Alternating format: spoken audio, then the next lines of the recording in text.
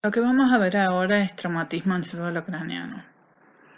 El TEC o traumatismo encefalocraniano es una de las causas de fallecimiento más común de la Argentina, ya que cada una hora una persona fallece a causa de este traumatismo.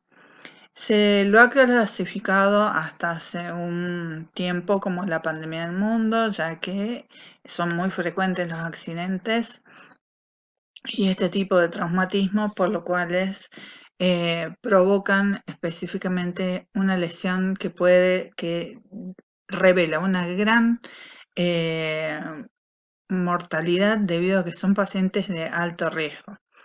La característica que tienen, además, es que no solamente suelen tener el traumatismo encefalocraniano, que suele ser una de las zonas más importantes traumáticas, sino que también poseen otros traumatismos o son politraumatizados. Requieren una atención de emergencia y necesitan un exhaustivo control evolutivo, o sea, no se los puede descuidar. La asistencia que tienen que recibir este tipo de pacientes es una asistencia de un equipo multidisciplinario o interdisciplinario en forma de que este paciente pueda evolucionar correctamente y no tenga grandes secuelas. Vamos a ver cómo es que se produce o cómo es la fisiopatología del TEC. En una primera instancia nosotros tenemos la injuria primaria, que es el daño inmediato o golpe o fuerza que se le ejerce a la zona del cráneo. Esa fuerza, ¿sí? Después se transmite al resto de los tejidos, lo que me desencadena una injuria o daño secundario, que es el daño posterior al trauma. Este daño posterior al trauma desencadena dos vertientes de hechos. Unos eventos sistémicos generalizados y eventos intracraneales propiamente dichos. Los eventos sistémicos generan una hipotensión y una hipoxia, o sea, disminuye la tensión arterial y disminuye la provisión de oxígeno a los tejidos, lo que también genera como resultado una isquemia. Por el otro lado, tenemos los eventos intracraneales, que se altera la fisiología de todos los tejidos y de todos los órganos que están dentro del cráneo, se altera el metabolismo cerebral, el volumen sanguíneo cerebral también se ve alterado y se genera una respuesta inflamatoria. Esta respuesta inflamatoria, más los otros eventos que ya hemos visto, desencadenan entre todo lo que es el edema cerebral, que junto con la isquemia generan una fuerza dentro del cráneo que no se puede expandir, ¿sí? Que se llama hipertensión intracraneana, ¿sí? Eso provoca gran destrucción de tejidos a nivel del sistema nervioso central.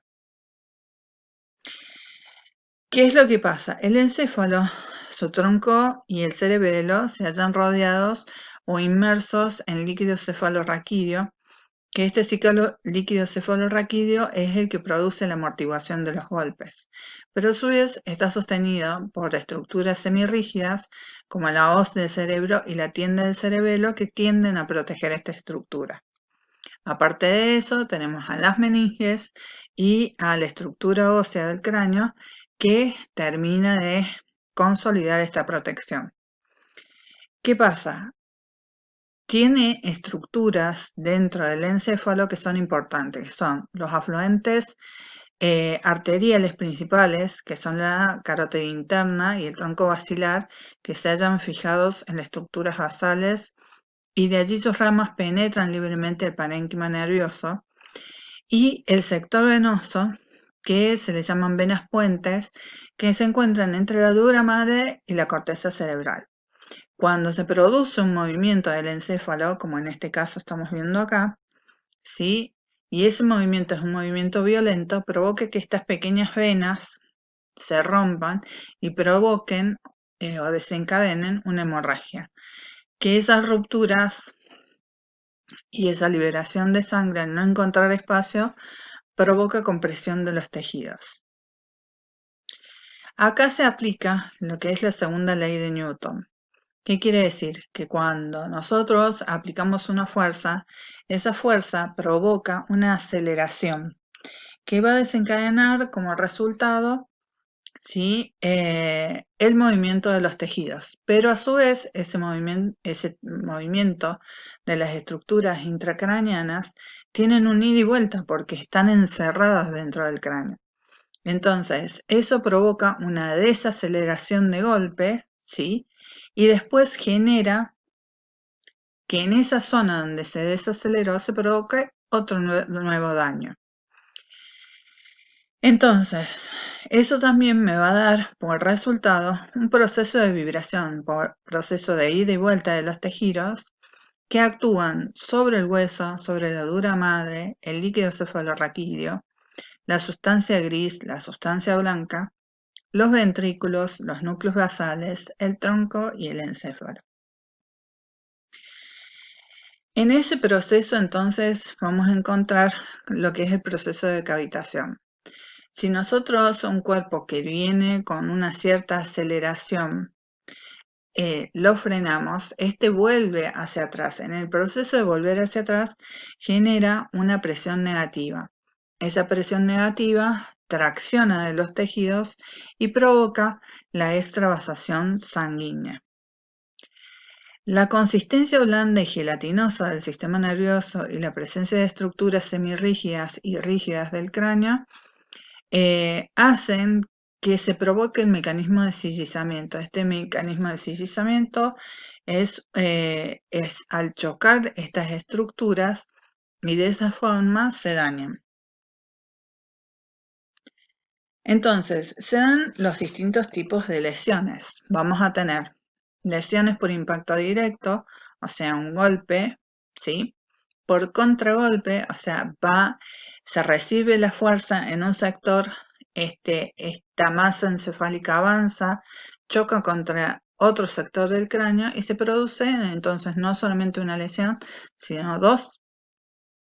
Esa aceleración y desaceleración provoca un movimiento vibrátil que acentúa la cantidad de lesiones que se pueden llegar a producir.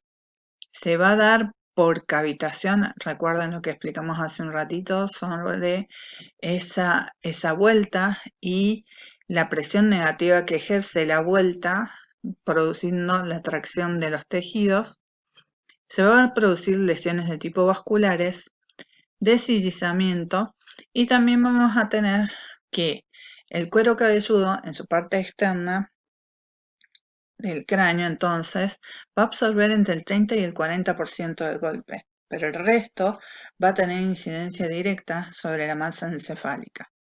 Acá en este dibujo tenemos entonces otra clasificación que me puede enlazar las anteriores, que es las fuerzas, la aplicación de una fuerza estática, por ejemplo un golpe con un palo, que eso vendría a ser impacto directo, que actúa en forma lineal y produce una lesión en este sector.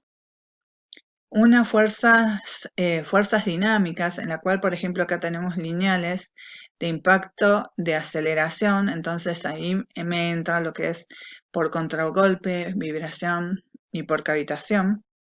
Las penetrantes, que ingresa un elemento externo al encéfalo, ¿sí?